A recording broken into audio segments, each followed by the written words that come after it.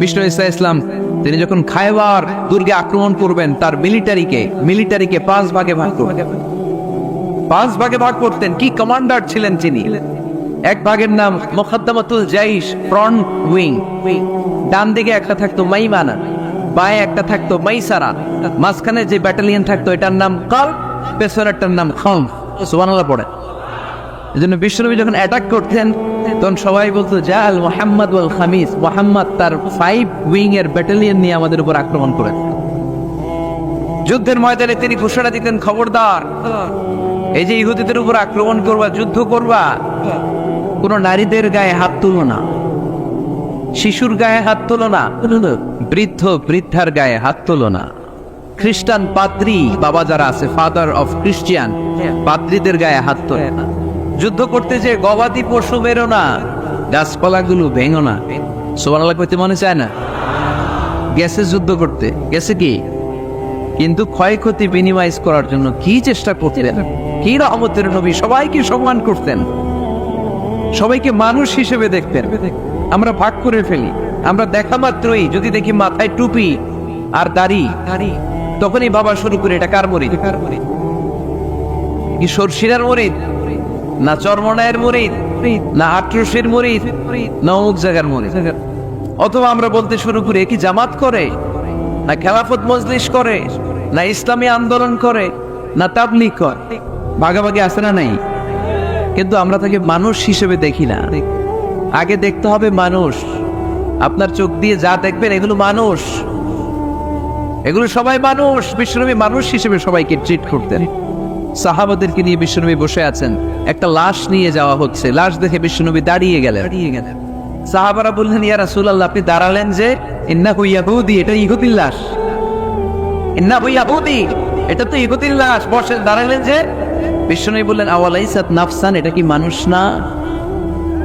সুবহানাল্লাহ পড়বেন না? আওয়ালাইসাত নাফসান, হোক না ইহুদি, হোক না খ্রিস্টান, হোক না আস্তিক আর নাস্তিক, এটা কি মানুষ নয়? সে মানুষ।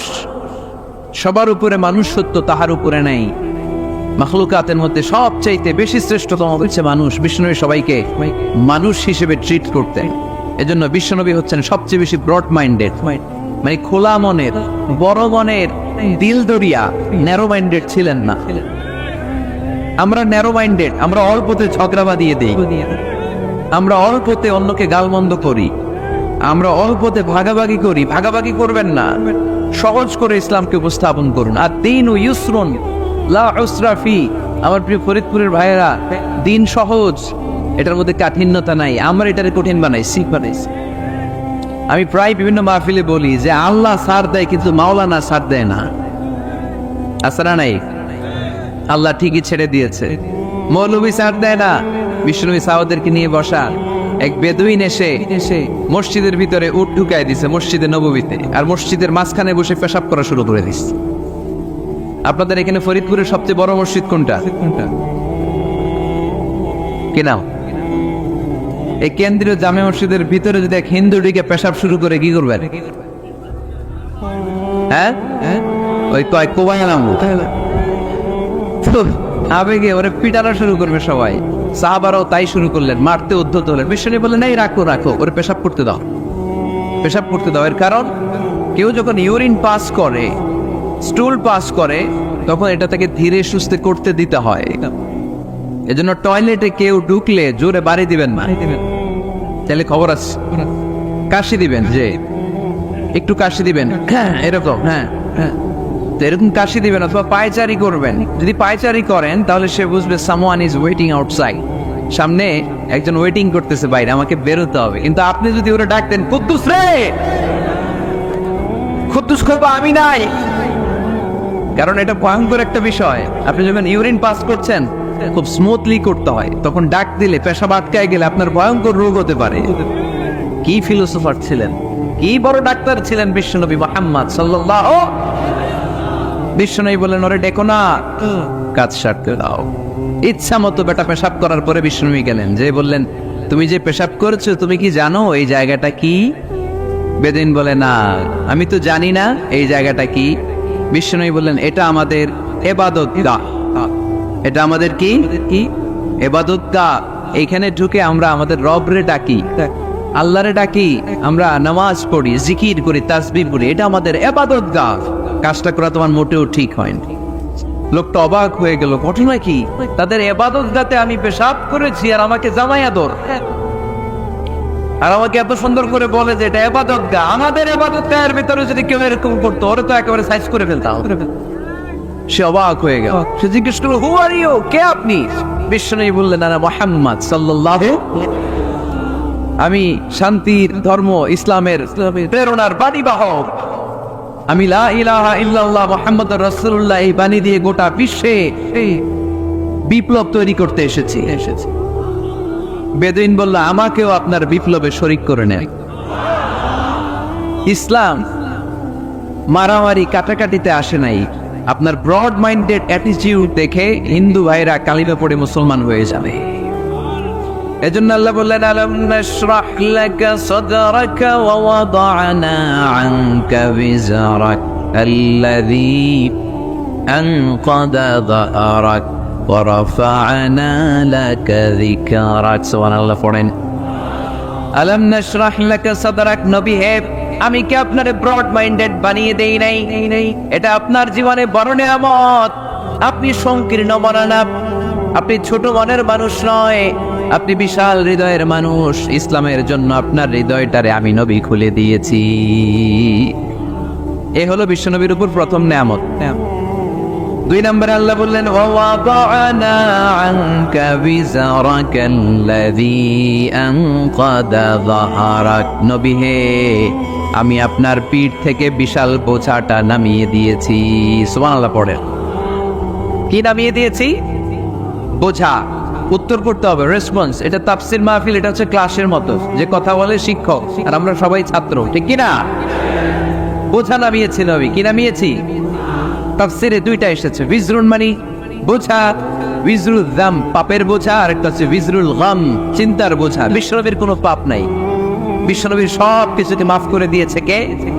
লিয়াগফির লাকাল্লাহু মা তাকদ্দামা মিন যামবিকা মা তাআখার। নবী আপনার আগেরও গুনাহ নাই, আপনার পরেরও গুনাহ নাই।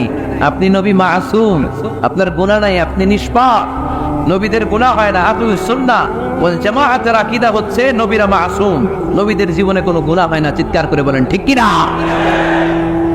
ও নবী, ওয়াদা'না আনকা বিজরাক, আপনার এই বোঝা আমি নামিয়ে দিয়েছি। বিশ্বনবী ভাবতেন 40 বছর বয়সে আমি নবী হলাম, তার আগে যা করলাম আল্লাহ এটা কি করবে? আল্লাহ বলে, নবী আপনার আগের গুনাহ, পরের গুনাহ, গুনাহ বলতে কিছুই নাই, সবই মাফ, সব মাফ। তারপরেও আমার নবী বলতেন, আল্লাহে লা আস্তাগফিরুল্লাহ ওয়া আতুবু ফিল ইয়াউম আকসার মিন 70 মাররা। আমি এমন নবী যার কোনো গুনাহই নাই, আগের গুনাহও নাই, পরের গুনাহও নাই, তারপরেও আমি নবী প্রতিদিন 70 বারেরও বেশি তওবা আর ইস্তেগফার করি। আমাদের জন্য শিক্ষা। তাহলে আল্লাহ বললেন, ওয়াদা'না আনকা বিজরাক, পাপের বোঝা আমি নামিয়ে দিলাম। বিশ্বনবীর কোনো পাপ নাই, পাপ মুক্ত। তাফসীরে 2 নম্বরে এসেছে বিজরুল গাম, চিন্তার বোঝা। বিশ্বনবী সব সময় আমাদেরকে নিয়ে চিন্তা করতেন। কাকে নিয়ে চিন্তা? কথা বলেন। আমাদেরও চিন্তা আছে না নাই? কিসের চিন্তা? হ্যাঁ, টাকার চিন্তা। ফরিদপুরের ভাইদের টাকার চিন্তা। আর কিসের চিন্তা আপনাদের? হ্যাঁ, উম্মতের চিন্তা। মাশাআল্লাহ, এই ভাই উম্মতকে নিয়ে ভাবে। আপনাদের আর কার কি নিয়ে চিন্তা বলেন? পেটের চিন্তা। এদিকে পাওয়া গেছে পেটের চিন্তা, এদিকে বউয়ের চিন্তা, কবরের চিন্তা। আর কিসের চিন্তা? আখিরাতের চিন্তা। তো আমাদেরও চিন্তা আছে, বিশ্বনবীরও চিন্তা ছিল। 2 চিন্তা কি এক? বিশ্বনবীর কাঁধে তো পুরো উম্মার জিম্মাদারি। কিয়ামত পর্যন্ত যারা পৃথিবীতে আসবে সবার জন্য বিশ্বনবী কাঁদতেন। এই আওয়াজ করে কে? এদিকে কি হয়েছে? আরে বসায় দেন। বিশ্বনবীর গোটা উম্মাহ নিয়ে চিন্তা।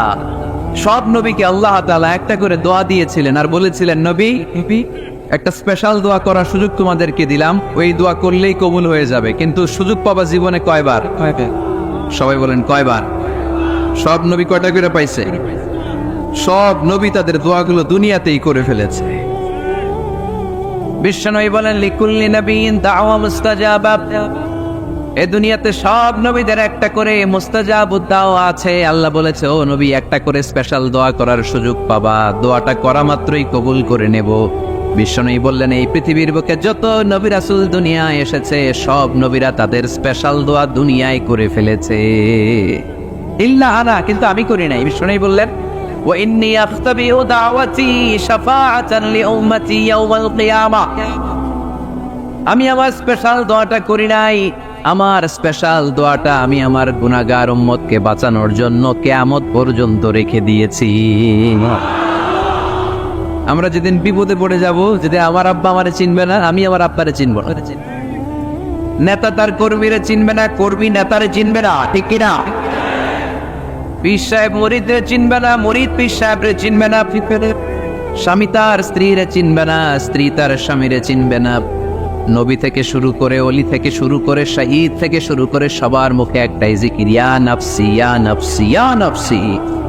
আকাশের সূর্যটা যেদিন মাথার কাছে চলে আসবে, জমিনটা তামার জমিন হয়ে যাবে, সূর্যের তাপে মাথার মগজগুলো ভাতের মাড়ের মতো গলে গলে নাকের ছিদ্র কানের ছিদ্র দিয়ে টপ টপ করে বেয়ে বেয়ে নিচে পড়বে। ওই কঠিন দিনে কেউ কাউরে চিনবে না। বিষ্ণু বললেন, ওই দোয়াটা আমি দুনিয়ায় করি নাই, আমি বদরের যুদ্ধে মার খেয়েছি, উহুদের যুদ্ধে দাঁত ভেঙেছি, আমি না খেয়ে পেটে পাথর বেঁধেছি। আমি যদি ওই দিন দোয়া করতাম, আল্লাহ দোয়া কবুল করে নিত, জান্নাতি খাবার দিয়ে দিত, আমার মায়ের খাওয়া লাগতো না, তায়েফে আমার রক্ত ঝরতো না, দোয়া করলেই কবুল। কিন্তু ওই দোয়াটা আমি দুনিয়ায় করি নাই, ওই দোয়াটা আমার জন্য, আপনার জন্য, আমাদের জন্য বিশ্বনবী জমা রেখে দিয়েছে। এজন্য বিশ্বনবীর চিন্তা আর আমাদের চিন্তা এক চিন্তা না, বিশ্বনবীর পুরা উম্মতের চিন্তা। কিয়ামত পর্যন্ত যত মানুষ আসবে সবাই আমার উম্মত, না জানি তাদের নসিবে কি হয়ে যায়। এই চিন্তার বোঝা বিশ্বনবীকে কাবু করে ফেলেছিল। আল্লাহ বললেন, নবী, নো টেনশন, কোনো টেনশন নাই, আপনার এই চিন্তার বোঝাকে আপনার পিঠ থেকে আমি আল্লাহ নিজ দায়িত্বে সরিয়ে নিতাম। এজন্য আল্লাহ বললেন, আলাম নাশরাহ লাকা সাদরাকা ওয়া ওয়াদা'না আনকা বিজরাক আল্লাযী আনকাদা যাহরাক। যেই চিন্তার বোঝা আপনাকে কষ্ট দেয়, যেই চিন্তার বোঝা আপনারে পেরেশান করে তোলে, আপনার পিঠ থেকে ওই চিন্তার বোঝা নবী আমি সরিয়ে নিলাম।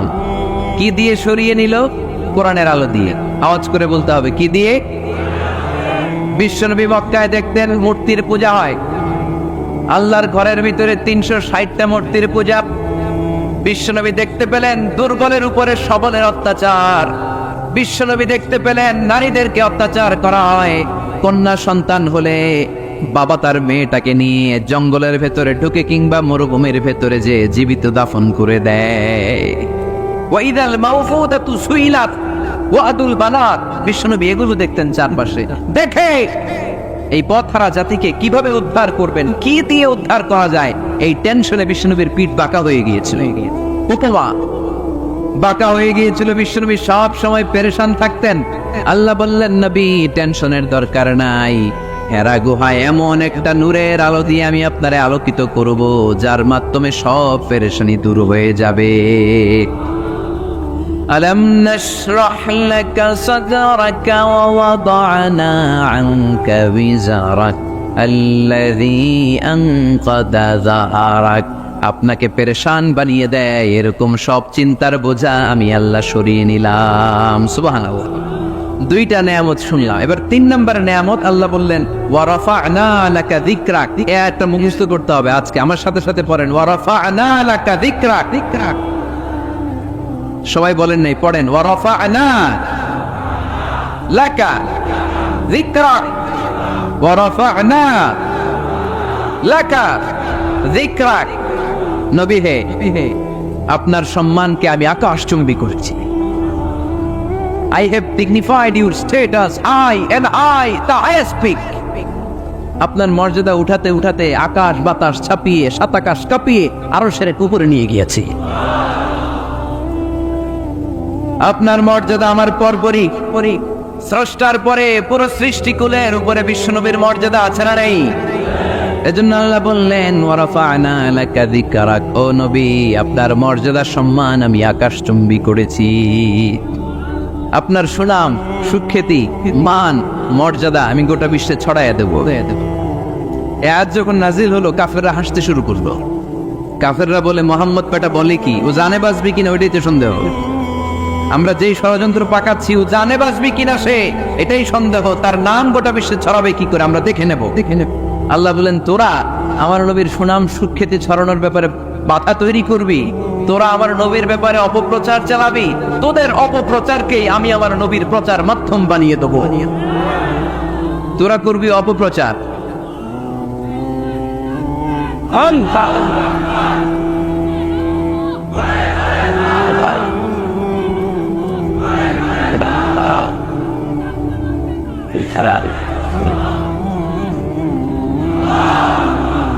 তোদের অপপ্রচারকে আমি আমার নবীর জন্য প্রচার মাধ্যম বানিয়ে দেব।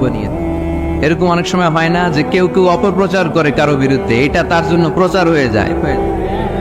কেউ অপপ্রচার চালায়, আল্লাহর মেহরবানিতে ওইটা তার পাবলিসিটি হয়ে যায়। তার আলাদা করে প্রচার বিভাগের টিম তৈরি করা লাগে না, তার বিরোধীরাই তার প্রচার বিভাগের কাজে নেমে পড়ে।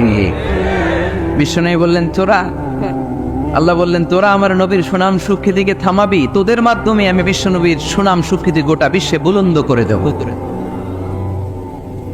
আবু জাহেল ঘোষণা দিল, খবরদার, হজের মৌসুম, হাজী সাহেবরা গোটা বিশ্ব থেকে আসবে, আমার দলের কর্মীরা, তোরা যেটা করবি সেটা হচ্ছে হাজীদের কাছে যে বলবি, মক্কায় নতুন এক পাগল আসছে, নতুন এক জাদুকর আসছে, নাম মুহাম্মদ। নাউজুবিল্লাহ পড়বেন না। খবরদার হাজী সাহেবেরা, এই পাগলের কাছে যেও না। সব হাজিরা গোটা বিশ্ব থেকে এসে মক্কার মিনা প্রান্তের তাঁবুর ভিতরে ঢুকেছে, আর আবু জাহেলের টিম মেম্বাররা সব তাঁবুর ভিতরে উকি মাইরা কয়, খবরদার, নতুন পাগল হয়েছে। সবাই কয়, নাম কি? কয়, মুহাম্মদ। নতুন পাগল এসেছে, নাম মুহাম্মদ। নতুন জাদুকর এসেছে, তার নাম মুহাম্মদ। খবরদার, তার কাছে যেও না, তার কথা শোনো না, শুনলে তোমরাও পাগল হয়ে যাবা, তোমরাও পাগল হয়ে যাবা। সে এত বড় জাদুকর, মুহাম্মদ সাল্লাল্লাহু আলাইহি ওয়াসাল্লাম এত বড় জাদুকর, তার জাদু দেখলে, তার কথা শুনলে হাজবেন্ড ওয়াইফের মধ্যে সম্পর্ক বিচ্ছিন্ন হয়ে যায়। সে এত বড় জাদুকর, তার কথা শুনলে বাবা আর ছেলের সম্পর্ক ছিন্ন হয়ে যায়। সে এত বড় জাদুকর, তার কথা শুনলে বন্ধু বন্ধু আলাদা হয়ে যায়। খবরদার হাজী সাহেবরা, তোমরা হজ করতে এসেছো, করো, জমজমের পানি খাও আর খেজুর নিয়ে যাবা বাড়িতে, কিন্তু মুহাম্মদ সাল্লাল্লাহু আলাইহি ওয়াসাল্লামের কাছে যাওয়া যাবে না। আচ্ছা, আপনারা বুঝে শুনে উত্তর দেন। এই যে লক্ষ লক্ষ হাজী মিনার তাঁবুতে বসা, আর আবু জাহেলের লোকটা যে বলল নতুন জাদুকরের নাম মুহাম্মদ, তার কাছে যেও না, এই লক্ষ লক্ষ হাজিরা এর আগে জীবনেও মুহাম্মদ সাল্লাল্লাহু আলাইহি ওয়াসাল্লামের নাম শুনছে? তার মানে মুহাম্মদ সাল্লাল্লাহু আলাইহি ওয়াসাল্লামের নাম তাদের কানে পৌঁছে দেওয়ার দায়িত্ব আবু জাহেল নিজেই নিয়ে নিয়েছে। চিল্লা এখন ঠিক কি না? অপপ্রচার প্রচার হয়ে গিয়েছে, আর সবাই মনে মনে ভাবে, কয় কি, এত বড় জাদুকর, হজ করি আর না করি, আরে না দেখে যাওয়া যাবে না। হজ তাড়াতাড়ি কোন রকম সাইরা এই জাদুকরের কাছে আগে যাবো, দেখি কেমন জাদু দেখায়, দেখি কত বড় ম্যাজিশিয়ান, দেখি তো কত বড় পাগলের। কারণ আল ইনসানু হারিসুন আলা মা মুনিআ, মানুষকে যেটা নিষেধ করা হয় বেশি, মানুষ এটা করতে চায়। যদি বলি ওদিকে যাবি না, ওর বাপের কিরা ওদিকে যাবে, ঠিক কি না? এটা আমাদের স্বভাব, আমাদের খাসলা, আমাদের বৈশিষ্ট্য, যেটা আমাদেরকে নিষেধ করা হয় বেশি, ওটা করতে মন চায়।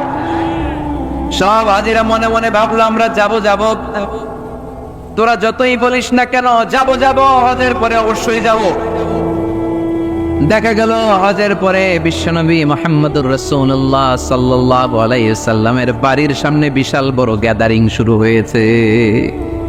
সবাই লাইন ধরে দেখা করতে গেছে। দেখা করতে যে বিশ্বনবীর চেহারা দেখে প্রথম নজরে সব পাগল। চাঁদের চেয়ে সুন্দর তুমি নবী আমার কামলিওয়ালা, চাঁদের চেয়ে সুন্দর তুমি নবী আমার কামলিওয়ালা, দু জাহানের বাদশাহ তুমি প্যারা নবী সাল্লে আলা, দু জাহানের বাদশাহ তুমি প্যারা নবী সাল্লে আলা, চাঁদের চেয়ে সুন্দর তুমি নবী আমার কামলিওয়ালা। সুবহানাল্লাহ বলেন। এত সুন্দর চেহারা, বিষ্ণু ঈসা ইসলামের চেহারার মতো এরকম চেহারার মানুষ পৃথিবীতে আছে? দ্বিতীয়টা, অনেকে বলে সৈয়দনা ইউসুফ আলাইহিস সালামের চেহারা নাকি বেশি সুন্দর। সুন্দর ঠিক, কিন্তু আমার নবীর চাইতে বেশি নয়। বিষ্ণু নবী বলতেন আনা মালিহুন ওয়া আখি ইউসুফু সাবিহুন, আমার ভাই ইউসুফ হচ্ছে সাবিহ, সাবিহ মানে সাদা সুন্দর ধবধবে, আর আমি হচ্ছে মালিহ। মালিহ মানে এসেছে মিলহান থেকে, মিলহান মানে লবণ, মানে লাবণ্যময় সুন্দর। আমার ভাই ইউসুফ নবী সাদা সুন্দর, আমি লাবণ্যময় সুন্দর। কোনটার দাম বেশি? লাবণ্যময় সুন্দরের দাম বেশি। সৈয়দনা ইউসুফ আলাইহিস সালামের চেহারা দেখে মিশরের মেয়েরা লেবু কাটতে যে বা কমলা কাটতে যে, আনার কাটতে, কমলা কাটতে যে আঙ্গুল কেটে ফেলেছিল। কোরআন তার সাক্ষী। ওয়াকাত্তা'না আইদিয়াহুন। আম্মাজান আয়েশা রাদিয়াল্লাহু তাআলা আনহা যখন এই ঘটনা শুনেছেন, তিনি মিশরের মেয়েদেরকে ডাক দিয়ে বলেছেন, ও মিশরের মেয়েরা, তোমরা ইউসুফ নবীর সৌন্দর্য দেখে লেবু কাটতে যে আঙ্গুল কেটেছ, আমার স্বামী পেয়ারা নবী মুহাম্মদ রাসূলুল্লাহর চেহারা যদি তোমরা দেখতা, তাহলে লেবু কাটতে যে আঙ্গুল নয়, কলিজাটা কেটে টুকরা টুকরা করে দিতা। আবার আম্মা জানা এসে বলতো, লাকুম শামসুন ওয়া লানা শামসুন, তোমাদের জন্য একটা সূর্য আছে, কিন্তু আমি আয়েশার জন্য আলাদা একটা সূর্য আছে। তোমাদের সূর্যটা প্রতিদিন সকালবেলা পূর্ব আকাশে উদিত হয়ে গোটা দুনিয়াটারে আলোকিত করে দেয়, আর আমার সূর্যটার নাম হলো মুহাম্মদ সাল্লাল্লাহু আলাইহি ওয়াসাল্লাম। মসজিদে নববীতে এশার নামাজের পরে আমার সূর্যটা আমার ঘরে উদিত হয়। তোমাদের সূর্য সকালবেলা পূর্ব আকাশে উঠে গোটা দুনিয়াটারে আলোকিত করে, আমার সূর্য মুহাম্মদ এশার নামাজের পরে আমার ঘরের ভেতরে যখন উকি দেয়, আমার পুরো ঘরটারে আলোকিত করে দেয় কে? এত সুন্দর চেহারা ছিল ওনার। চেহারার নোট দিয়ে হারানো সুই খুঁজে পেয়েছে বিশ্বনবীর স্ত্রীরা। চিল্লায় করা আল্লাহু আকবার। বিশ্বনবীর চেহারার সৌন্দর্যের সাথে কারো সৌন্দর্যের কোনো মিল হবে? No comparison with our beloved Prophet Muhammad sallallahu alayhi wasallam. Whether it's the fitness, whether it's the appearance, whether it's the status, no comparison with our Prophet. এটা ফিটনেসের দিক থেকে হোক, এটা চেহারার সৌন্দর্যের দিক থেকে হোক, এটা কণ্ঠস্বরের ঝংকারের দিক থেকে হোক, সম্মান আর মর্যাদার দিক থেকে হোক, আমার নবীর সম্মানের ধারে কাছেও সম্মান পৃথিবীর কারো হতে পারে না। চিল্লায় বলেন ঠিক কিনা?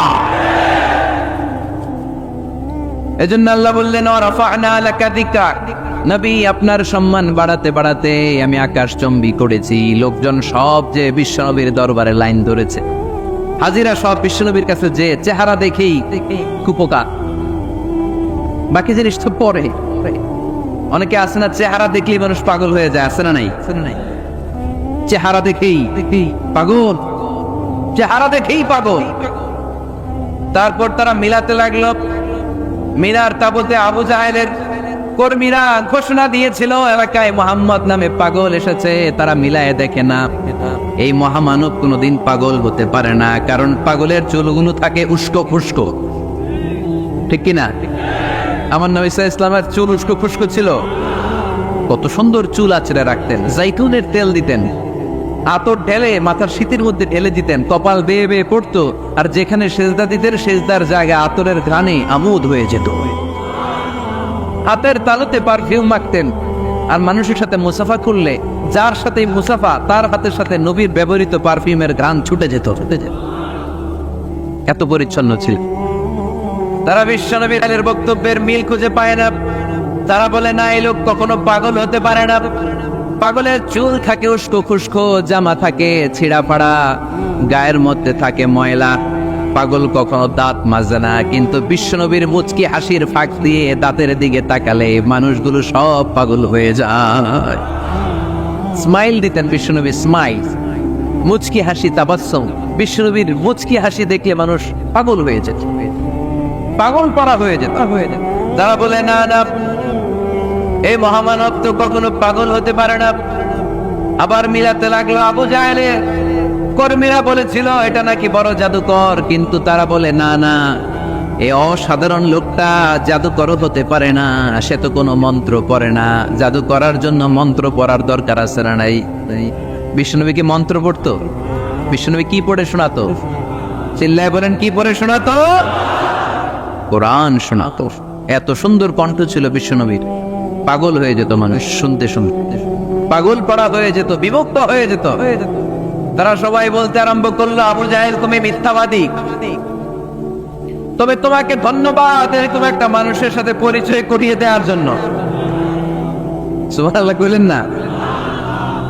আমরা মেনে নিতে পারলাম না সে পাগল নয়, জাদুকর নয়, সে হলো এই জামানার পয়গাম্বার। আমরা পড়ে নিলাম লা ইলাহা ইল্লাল্লাহু মুহাম্মাদুর রাসূলুল্লাহ সাল্লাল্লাহু আলাইহি ওয়াসাল্লাম। রাফা'না লাকা যিকরাক। নবী হে, এইভাবে আমি আপনার সম্মানকে বাড়িয়েছি। হাইসুমা যুকিরতু যুকিরতা মাই। নবী যেখানে আমার নাম নেওয়া হবে, আমার পর আপনার নামও নেওয়া হবে। পড়েন সুবহানাল্লাহ। যেখানে আমার আল্লাহর নাম, তারপরে আমার নবীর নাম আছে না নাই? কালিমার ভেতরে লা ইলাহা ইল্লাল্লাহ আমার আল্লাহর নাম শোভা পায়, তারপরে মুহাম্মাদুর রাসূলুল্লাহ দ্বিতীয় বাক্যে আমার নবীর সুন্দর নামটা আছে না নাই? কালেমার মধ্যে প্রথমে আল্লাহর নাম, তারপরে নবীর নাম। হাইসুমা যুকিরতু যুকিরতা মাই। নবী কিভাবে আপনার মর্যাদা আমি বাড়াবো জানেন? যেখানেই আমি ওইখানেই আপনি। যেখানে আমার নাম নেওয়া হবে, তারপরেই সৃষ্টিকুলের মধ্য থেকে শুধু আপনার নাম নেওয়া হবে। সুবহানাল্লাহ পড়েন। আপনার উম্মতেরা গোটা বিশ্বে সালাত আদায়ের জন্য আজান দিবে। আজানের প্রথম 4 বাক্যে আমি আল্লাহর বড়ত্ব, আল্লাহু আকবার। তারপরের 2 বাক্যে আমি ছাড়া কোনো ইলাহা নাই, এটার সাক্ষ্য দেয়া হবে।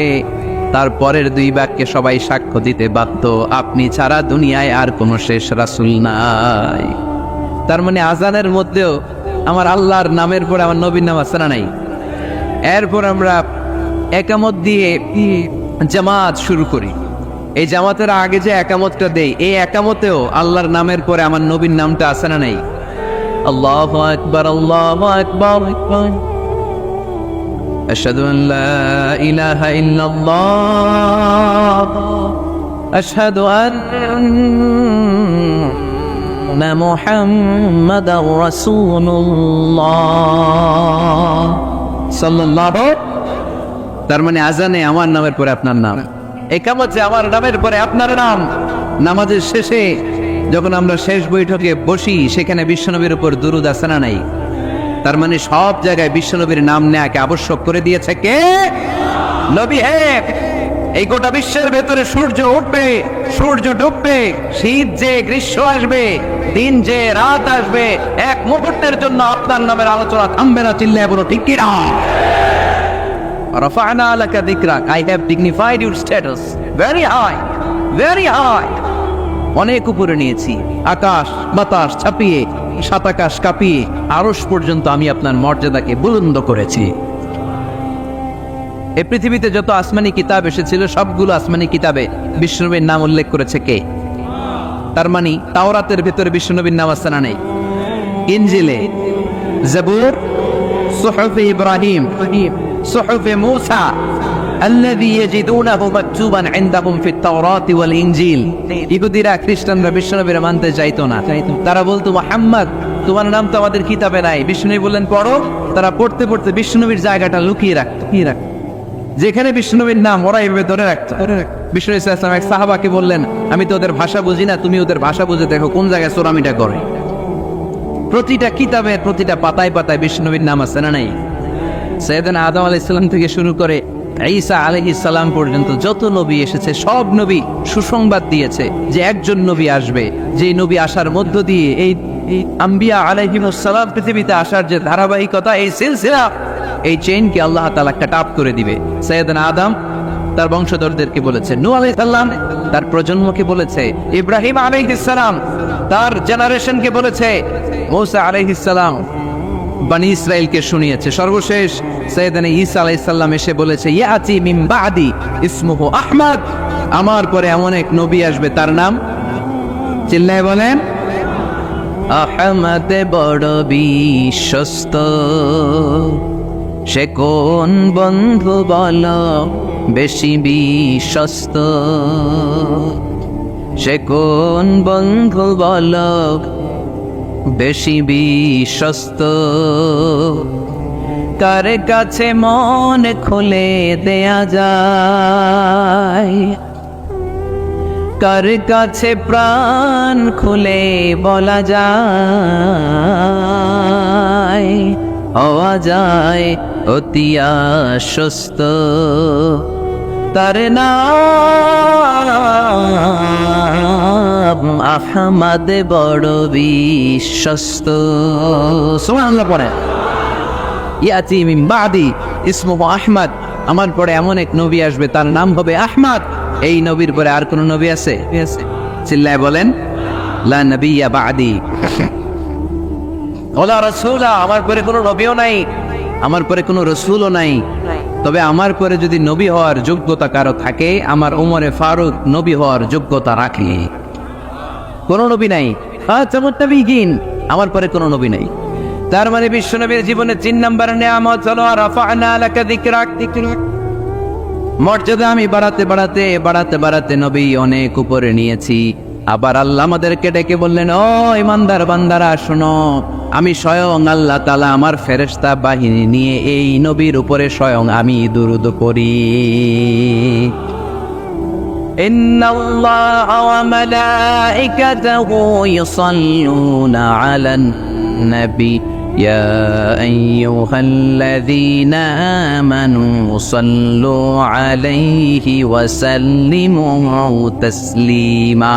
পড়েন আল্লাহুম্মা সাল্লি আলা মুহাম্মাদ ওয়া আলা আলি মুহাম্মাদ كما صليت على إبراهيم وعلى آل إبراهيم إنك حميد مجيد اللهم بارك على محمد وعلى آل محمد كما باركت على إبراهيم وعلى آل إبراهيم إنك حميد مجيد। চিৎকার করে পড়েন সুবহানাল্লাহ। এমন নবী যে নবীর উপর আল্লাহ নিজেই দুরূদ পড়ে, ফেরেশতারা পড়ে, এজন্য আমাদের উপর আর দরকার আছে না নাই? আবার আল্লাহ বললেন, নবী আপনি এমন নবী যেই নবীকে আমি হাউজে কাউসার দিয়েছি, লক্ষ লক্ষ নবীদের কাউরে কিয়ামতের দিন আমি হাউজে কাউসারের মালিক বানাবো না, শুধুমাত্র কেবলমাত্র একমাত্র আপনি ছাড়া। ইন্না আ'তাইনাকাল কাউসার ফাসাল্লি লিরাব্বিকা ওয়ানহার ইন্না শানিআকা হুয়াল আবতার। সুবহানাল্লাহ পড়ে। এই হাউজে কাউসারের পানি খেতে চান, পান করতে চান? বিশ্বনবী না দিলে খাইতে পারবো আমরা? হাউজে কাউসার পান করতে চান কারা? হাত তুলে দেখান।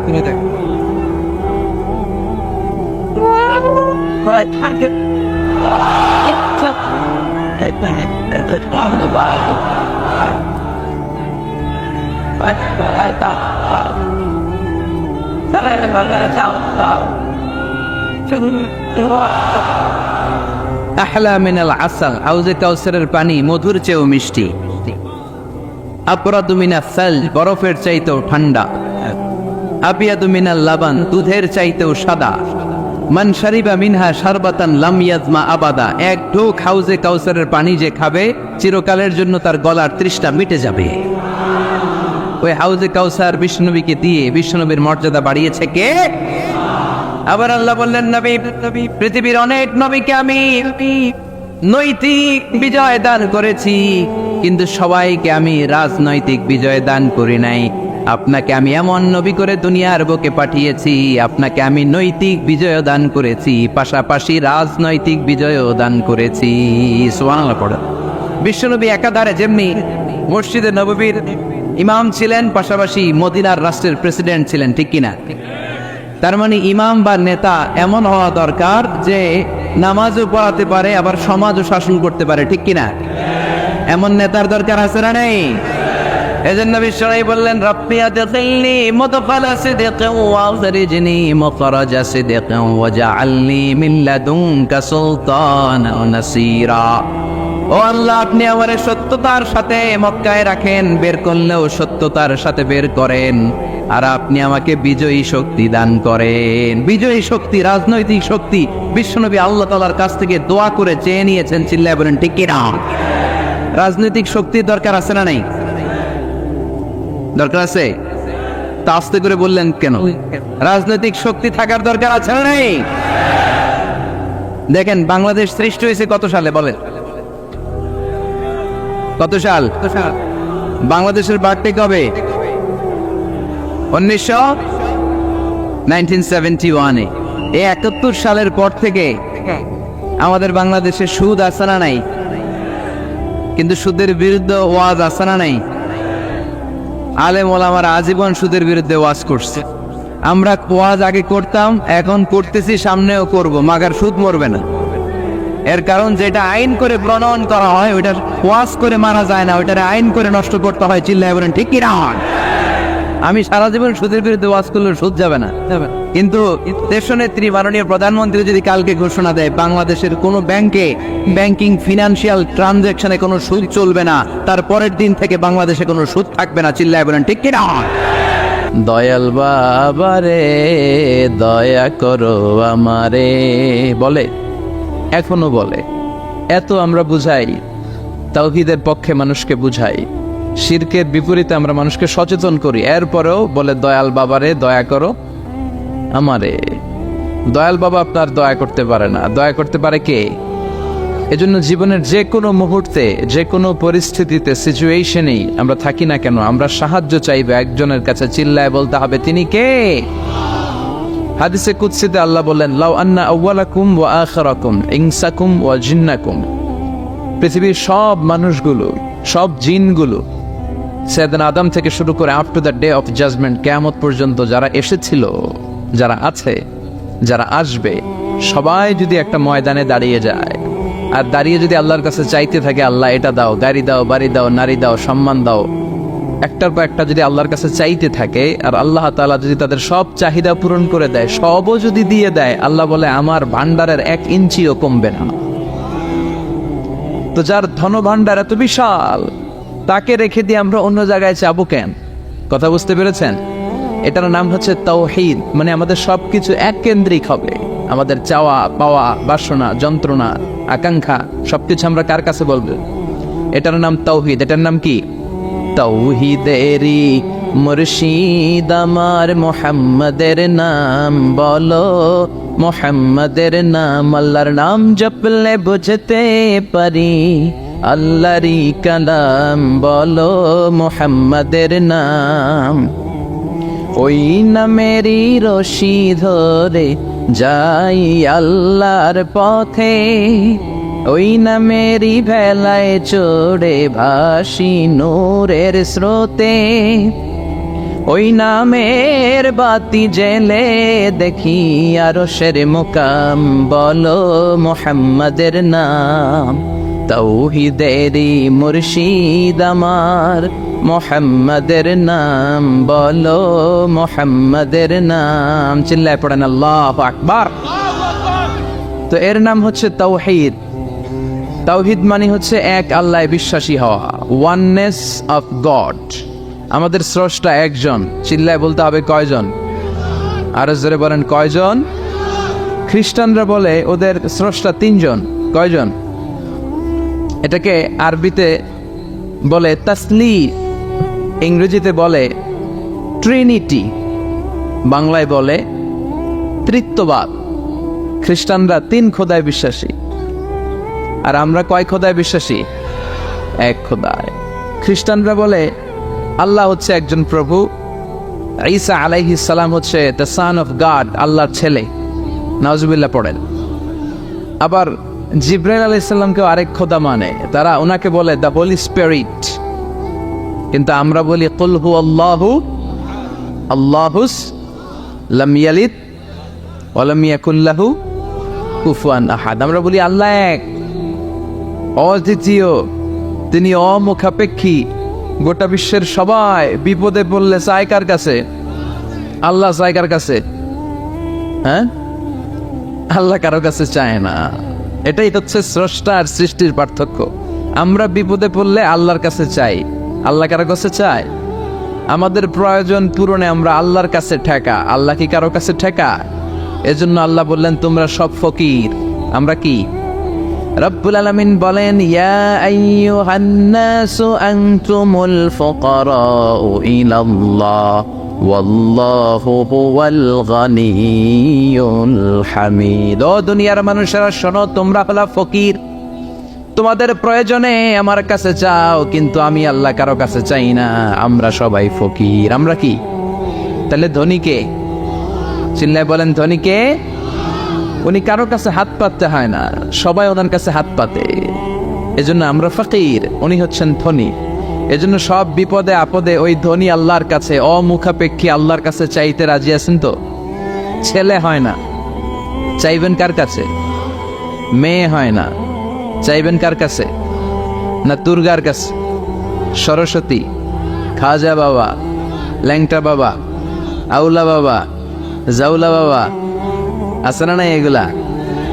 এগুলোর সাথে আমাদের কোনো সম্পর্ক নাই। সহজটা দিয়ে আমরা কত দিকে দৌড়াই। এক মসজিদে যে সেজদায় পড়ে কাঁদলেই আল্লাহ মনের সব বাসনা পূরণ করে দেয়, ঠিক কি না? আবার বিশ্বনবী বলতেন, বিপদে পড়লে যদিও বিপদটা ছোট হয়, আল্লাহর কাছে চাও। বিশ্বনবী বলতেন, তোমার পায়ের জুতার ফিতাও যদি ছেড়ে যায়, মুচির দোকানে যাওয়ার আগে চাইবা কার কাছে? পায়ের জুতা ছিঁড়ে গেলে ঠিক করার জন্য কার কাছে যাই? আল্লাহর কাছে বলে যায়। মুচির দোকানে যাই না তো? বিষ্ণু বলেন, মুচির দোকানে যাওয়ার আগে একবার আল্লাহর কাছে চাইও। সুবহানাল্লাহ পড়েন। বিশ্বনবী নামাজ শেষ করলেন। নামাজ শেষ করে বিশ্বনবী সাহাবাদের দিকে মুখ ফিরিয়ে বসতেন আর বলতেন আল্লাহু আকবার। কি বলতেন? 3 বার পড়তেন আস্তাগফিরুল্লাহ, আস্তাগফিরুল্লাহ, আস্তাগফিরুল্লাহ।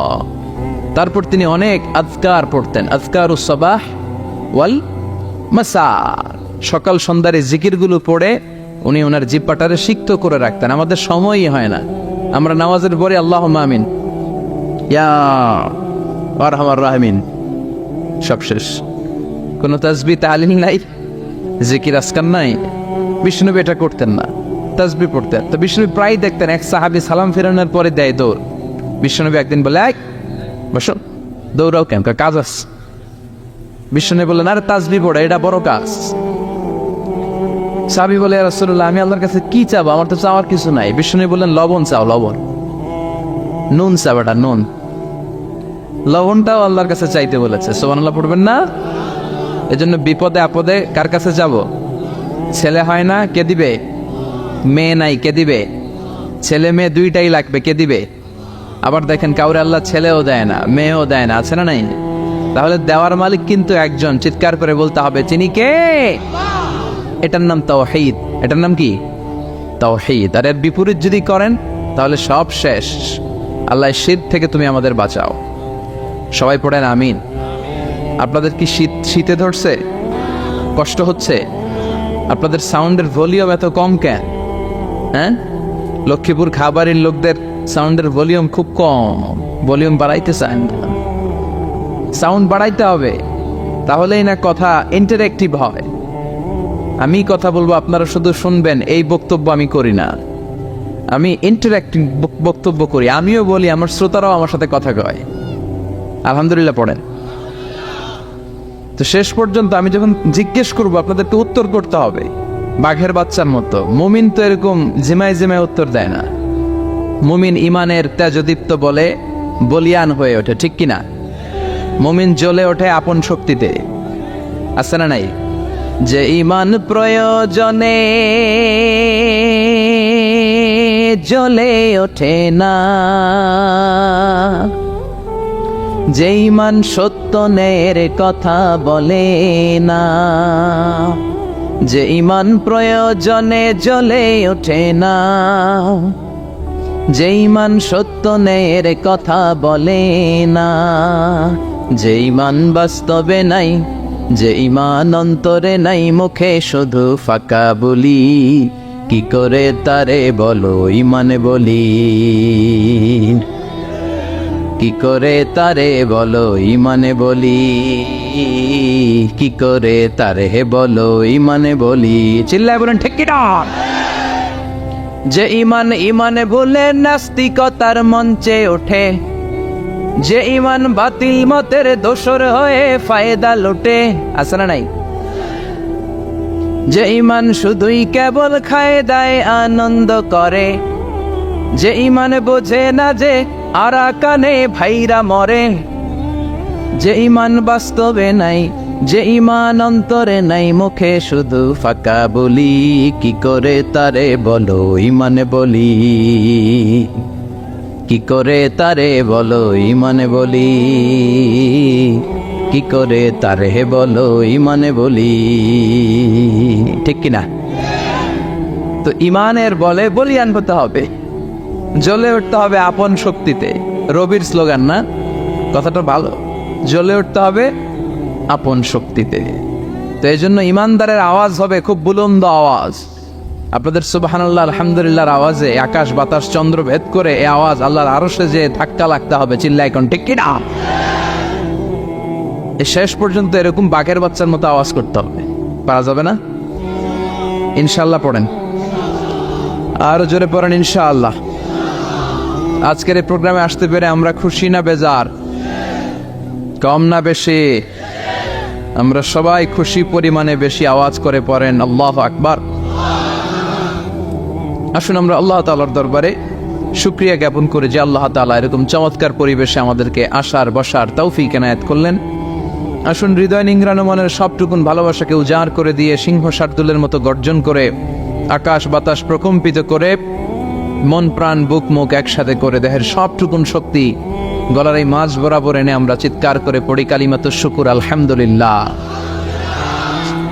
সবাই পড়েন রব্বানা লাকাল হামদ হামদান কাসীরান তাইয়িবান মুবারাকান ফীহি ইয়া রাব্বি লাকাল হামদু কামা ইয়ানবাগি লিজালালি ওয়াজহিকা ওয়া আযীমি সুলতানিকা লাকাল হামদু বিল ঈমান লাকাল হামদু বিল ইসলাম লাকাল হামদু বিল কোরআন।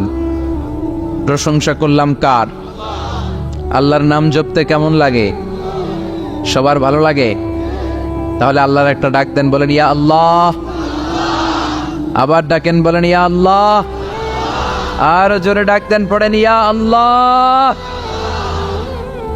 আল্লাহ তুমি কবুল করো। ডাকলেই তিনি সাড়া দেয়, ডাকলেই, তবে ডাকার মতো ডাকতে হয়, ঠিক কিনা? ডাকার মতো ডাকলে তিনি সাড়া দেয়। সাড়া দেওয়ার জন্য তিনি বসে আছে 24/7, সপ্তাহের 7 দিন, দিনের 24 ঘন্টা, মাসের 30 দিন তিনি বসে আছে যে বান্দারা আমাকে ডাকে না কেন? ডাকলেই তিনি ডাকে সাড়া দেয়, চিল্লা এখন ঠিক কিনা? আল্লাহ তুমি আমাদেরকে বুঝার তৌফিক দান করো। আজকের এই জামায়াত হওয়াটা, এই মাহফিলটাকে তুমি আমাদের নাজাতের ওয়াসিলা বানাও। আজকে যেন আমরা কিছু শিখে যেতে পারি কোরআন থেকে, এবং সেগুলো নিজেদের জীবনে বাস্তবায়ন করার মধ্য দিয়ে আমরা যেন জান্নাতের উপযুক্ত হতে পারি। আওয়াজ করে পড়েন আমিন। লক্ষ্মীপুর দৌলত খা বাড়ি কসবা ব্রাহ্মণবাড়িয়ার উদ্যোগে আজকে তাফসীরুল কোরআনের মাহফিল 8ই জানুয়ারি। সম্মানিত সুধী, আমি পবিত্র কালামুল্লাহ মাজিদের একটা সূরা থেকে তেলাওয়াত করেছি আমার খুতবার শুরুতে। সূরাটার নাম সূরাতুল মুমিনুন। কি নাম? ভলিউম আবার কমে গেছে। সূরার নাম আরো জোরে, সূরাতুল মুমিনুন। সবাই বলতে হবে, বলেন তো সূরার নাম কি? সূরাতুল মুমিনুন। ভলিউম ঠিকই আছে, কষ্ট করে বাইর করতে হয়। সূরাতুল মুমিনুন। আমি সবসময় বলি, আমি যখন আলোচনা করি আমি মনে করি ক্লাস। তো ক্লাস যদি হয়, এরা কারা? ছাত্র। তো ছাত্র যদি উত্তর না দেয় ঝামেলা আছে না নাই? উত্তর করতে হবে, তাহলে আলোচনাটা ইন্টারঅ্যাক্টিভ হবে, কিছু আমরা শিখে যেতে পারবো। আমরা আজকে যা শুনবো আমলের নিয়তে শুনবো, ইনশাআল্লাহ পড়েন। যা শুনবো নিয়ে যাওয়ার নিয়তে শুনবো, ইনশাআল্লাহ পড়েন। যা শুনবো আমার আখিরাতটারে সুন্দর করার নিয়তে শুনবো, চিল্লায় পড়েন ইনশাআল্লাহ। আমরা আজকে কথা শুনবো সূরাতুল মুমিনুন থেকে। কোত্থেকে? সবাই বলেন কোন সূরা? আমরা হচ্ছি আল মুমিনুন, মানে বিশ্বাসী। আমরা কি? বিশ্বাসী। মুমিনুন, আমরা যে মুমিন, কোনো সন্দেহ আছে? কথা বলেন, সন্দেহ নাই। তো আমাদের নামে আল্লাহ তাআলা কোরআনে একটা সূরা ডেডিকেট করলেন। আবার মুমিনুনের বিপরীত হচ্ছে কাফিরুন।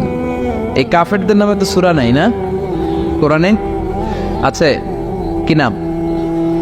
সূরাতুল কুল ইয়া আইয়ুহাল কাফিরুন। আল্লাহর ব্যালেন্সটা দেখেন, শুধু মুমিনদের নামে সূরা দিলেন না, মুমিনদের নামে তো দিলেনই, আবার কাফিরদের নামেও দিলেন, সুবহানাল্লাহ। আবার মুমিন আর কাফেরের মাঝখানে আর একটা দল আছে, মুমিনও না কাফেরও না, মুমিনও না কাফেরও না, এদের ভিতরে এক বাইরে আরেক, এদেরকে চিনা বড় দায়। এরা সব সময় দোদুল্যবান, এরা এদিকেও আছে ওদিকেও আছে, যেই দিকে বৃষ্টি ওই দিকে ছাতা ধরে। এই সরকার ক্ষমতায় আসলে এদেরকে তেল মারে, আবার ওই সরকার আসলে এগারো তেল মারে। এখন অবশ্য এত সুযোগ নাই, এখন আমগো সরকার একটা, কথা কন। আগে কখনো যাইতো এদিকে, আবার যাইতো এদিকে, এখন সব সময় একদিকে, আছে না নাই?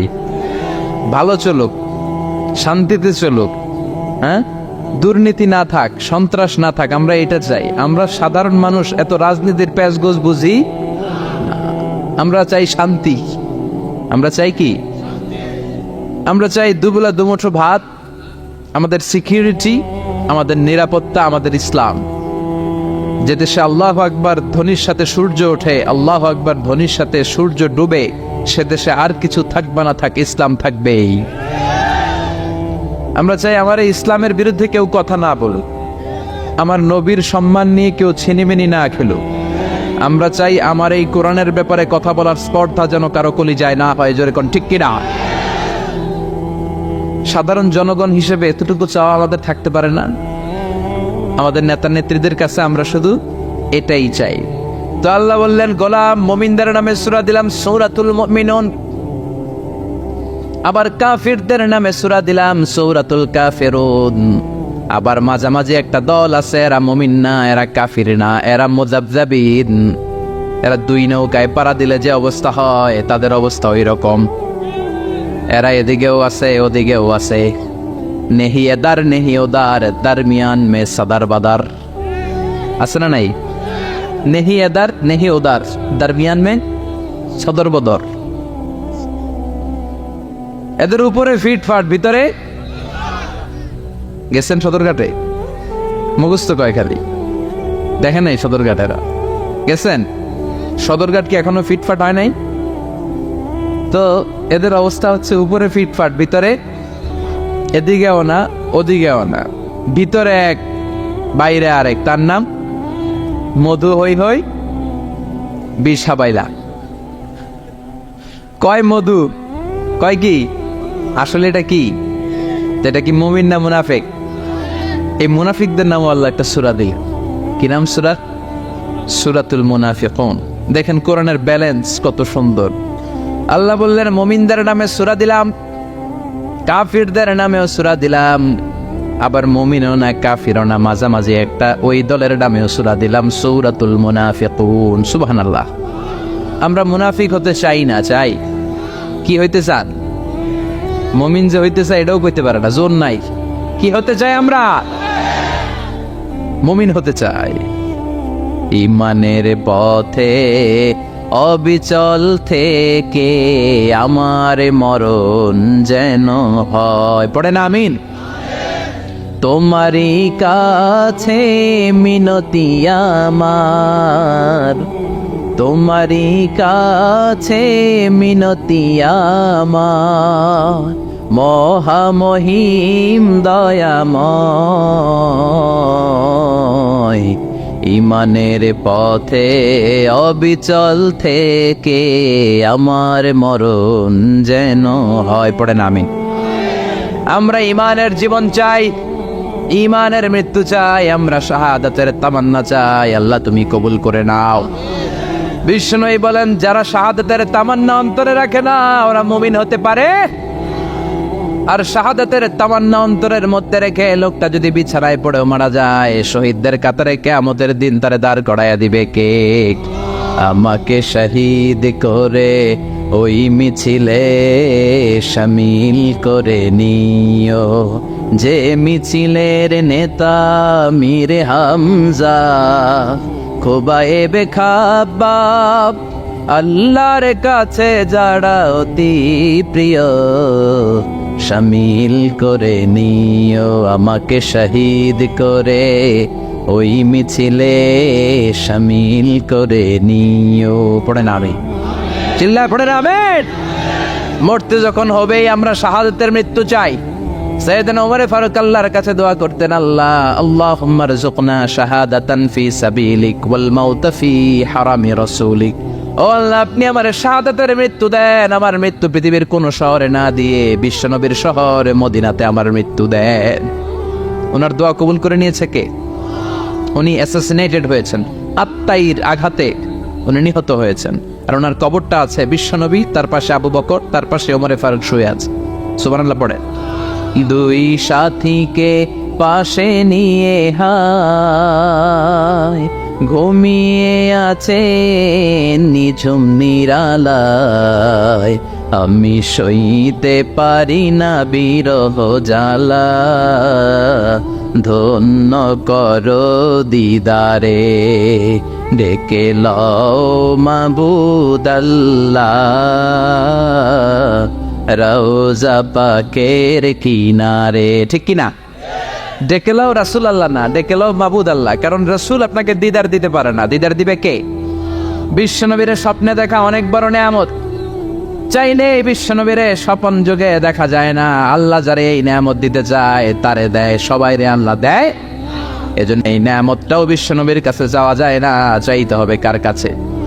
আল্লাহ আপনারে দিদার দিবে কি দিবে না এটা আল্লাহর চয়েস। বিশ্বনবী এসে আপনারা দিদার দিতে পারে না? আল্লাহর হুকুম না হলে বিশ্বনবীও দিদার দেন না। চিৎকার করে বলেন ঠিক কি না?